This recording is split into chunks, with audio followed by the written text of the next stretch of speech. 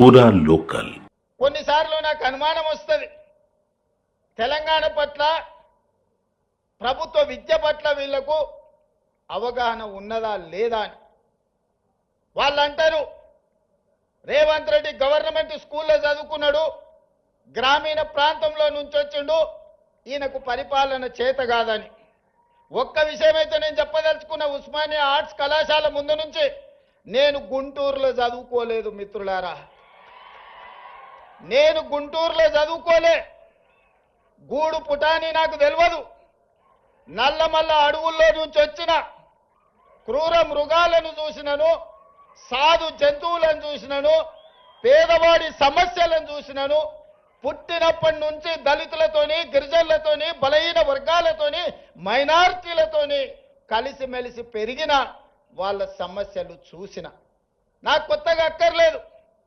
గుంటూరులో చదువుకున్న వాళ్ళకు పేదరికం చూడాలంటే మెర్సిడీస్ బెంజ్ కారుల్లో పోయి ఎక్స్కర్షన్ లాగా, ఓహో పేదరికం ఇట్లుంటుందా, మీ భూమి మీ మట్టి అట్లుంటుందా, మీకు చిరిగిపోయిన బట్టలు ఇట్లుంటాయా, మేము ఎప్పుడు చూడలేదని వాళ్ళకు పేదరికం ఇట్లుంటుందని ఒక ఎక్స్కర్షన్ లాగా ఉండొచ్చు.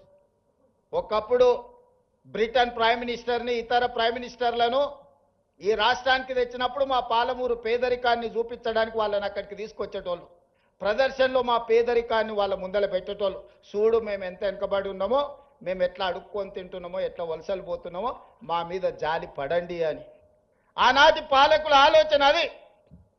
ఇతర దేశాలకు వెళ్ళి వచ్చినామని చెప్పుకునే వాళ్ళు మేము గుంటూరులో చదువుకున్నాం, మేము పూనాలో చదువుకున్నాం, మేము అమెరికాలో చదువుకున్నామని ఉపన్యాసాలు ఇవ్వడం ద్వారా సమాజానికి ఏం చెప్పదలుచుకున్నారో నాకు తెలియదు.